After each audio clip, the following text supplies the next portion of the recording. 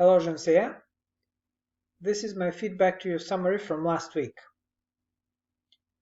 So let's begin. First of all, it was a difficult video to summarize because really it was mostly examples. So it's kind of hard to identify one main idea and express that argumentatively, and it's difficult to find supporting ideas as well because it was mostly really the idea was the difference between invention and innovation, and then everything else was just kind of like showing examples to see which one was what. So it's really difficult to make a summary, but you still tried, so that's good. So I like your first sentence. You mentioned everything you need to mention, and you really forced yourself to write an argumentative sentence, which is very good. Argues that there are distinguishable differences between invention and innovation. I think that's really all we can say as far as the argument, because really there was no argument, it was just description. But you tried, and I think that's very good. So the first sentence is good. For him, invention, the invention sounds like it's a specific invention.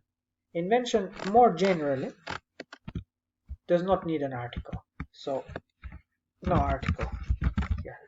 Just invention is something that anyone has not tried before. I think that definition is very broad. Something that we haven't tried before. There are a lot of things that we have not tried before, but that doesn't mean they're inventions, right? So I want to be a little bit more specific with this definition.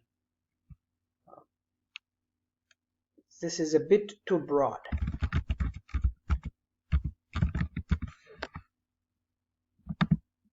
While innovation is an item that is able to be purchased. Again, there are a lot of items that you can purchase, but that doesn't make them innovations, right? So you want to make it a little bit more specific again. So I think what he was saying was invention is the creation of a new idea, while innovation is the creation of a product based on that idea, which can be sold on the market or something like that, right? Something like that, but more specifically. So you have to talk about creation, and based on that, we can buy it, right? So again, more specific. Because if somebody has not seen this lecture, and if they read innovation is an item that is able to be purchased, that would suggest that anything I can buy is an innovation. That's not the case.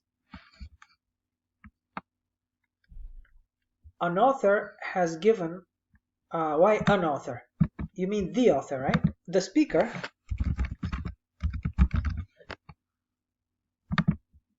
has given a, you can just say gives. The present perfect is the best here. Sorry, the present simple, not the present perfect. The author gives a number of examples for the students to distinguish. Yeah, I think here you could start with a cohesive device. In order to illustrate the distinction between the two, right, you can start with a nice cohesive device. The author gives a number of examples, right? So a cohesive phrase, a linking phrase would be very nice here at the end, at the beginning of the sentence. Okay. However, now here, that really is what happens in the video, but really that's just a commentary, an observation of the events that took place in that lecture hall, but that's not really a supporting idea, right? I mean, that is what the lecture is doing. The camera is in the lecture and we're seeing the confusion and all that. That's true, but that's not a supporting idea. In those summaries, we really want to isolate the supporting ideas, even if there aren't that many, as is the case in this lecture. Okay. So what you can do, instead of there are many invalid responses, the number of people, it denotes that there are a tremendous number of people that are not able to differentiate between innovation and invention. you could skip that example. Remember, we stay away from examples in evidence and just focus on the idea that it's not always easy to distinguish between those two, right? So here you start with a cohesive device. In order to illustrate the distinction between the two, the author and the speaker shows a number of images, and then you can say in this next sentence, however, as it turns out, this is not an easy distinction to make, something like that, right? So that it doesn't, because in this summary we really stay away from examples, and here there are many invalid responses. It just directly basically gives an example, right? That is why he expands the explanation of the terms through purchasability and availability. Okay, now you've tried to rephrase in your own words, which is very good. And this is really a nice way of saying it, except this through here. He expands through their purchasability. But I like the way you've attempted to phrase this. He expands the explanation. If instead of through you can say something different, then that would be nice. The purchasability and availability. Okay, it's a little bit vague, but I get the idea. I like the idea that you're trying. So that is why he expands the explanation by adding the concepts of purchasability and availability or something like that. I mean, still be a little vague, but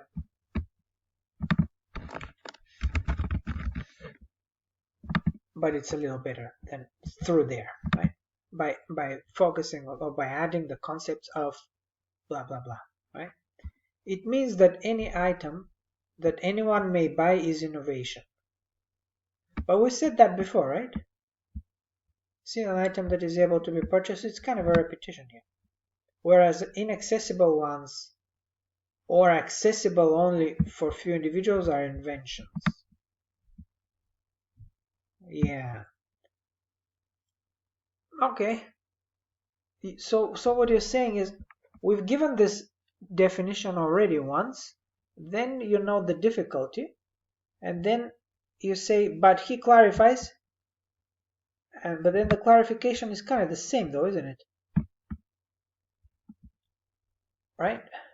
So I'm not very sure what kind of an improvement this second definition is on the first one. They're very similar. An item that anyone may buy is an innovation. We said that already. Whereas, okay, this is a little better. Inaccessible ones or accessible only for few individuals are inventions. Yeah. I'm not very sure. Why don't you, maybe you can say something like, he adds the idea of purchasability and availability, right? He has the concepts of purchasability and availability. And then you can say, innovations are usually widely available, whereas inventions are accessible only for the inventor or limited to a model, right? Something like that. So you can just pick up on the availability. Okay, so basically you can phrase this a little better so it's not too similar to the previous definition. Focus on the availability here, right? Consequently, Professor exemplifies the ballpoint as an example. Exemplifies as an example. Gives an example, right? So the collocation, you give an example.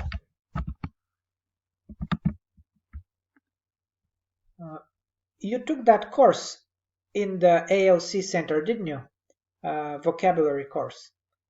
you studied collocations, so you can check the dictionary and see the dictionary of collocations and see what would be a good collocation or example. You can give an example, you can provide an example, for instance. Gives an example of the ballpoint pen as an innovation and elaborates on it via pointing out, okay, the expansion of usage of the pen. Yeah. Why did he give it as an example? And then this was really the final thing that he mentioned. He talked about that pen for 5 minutes or so, and then he kind of ended the lecture with that final thought, which would be the sort of the moral of the story, the lesson from that story of the ballpoint pen. And what was that? That could be also the concluding sentence of your summary. So the idea behind the example of the ballpoint pen and how he ends the lecture, all of that could sort of lead towards the conclusion of the summary. You could say something like, he gives an example of the ballpoint pen, but again, we stay away from examples. So you don't want to mention examples in your summary. Remember? So finally, Professor whoever concludes his lecture by referring to again, you don't want to say ballpoint pen because it's an example. We stay away from that. So I think you can just focus simply on the idea, and the idea was, why did he give that example? He basically said, look, the ballpoint pen was something completely insignificant. Nobody could predict the impact it had. So something that is totally insignificant, seemingly insignificant, when it becomes an innovation, i.e. widely available to the market, it can have a huge impact. So it could sort of end with that final thought, and that would be an idea which is different from everything we've said so far, because so far there's really one idea in this video, which is difference between invention and innovation. And this final thought is finally something new. It's a kind of a fresh idea, and the idea is some of these innovations, they may seem insignificant at first, but they can have an enormous impact once they're marketed as products. So you could say something like that, right?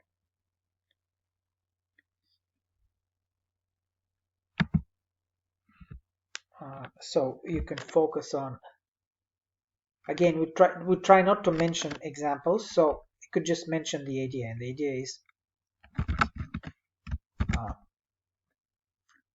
seemingly insignificant innovations, but very big impact, right?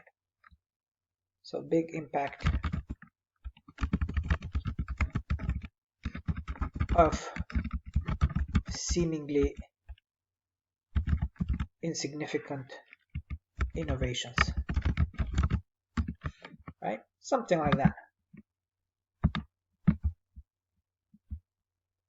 But you did a good job. I mean, you tried here. This was not a very good example of a video to summarize.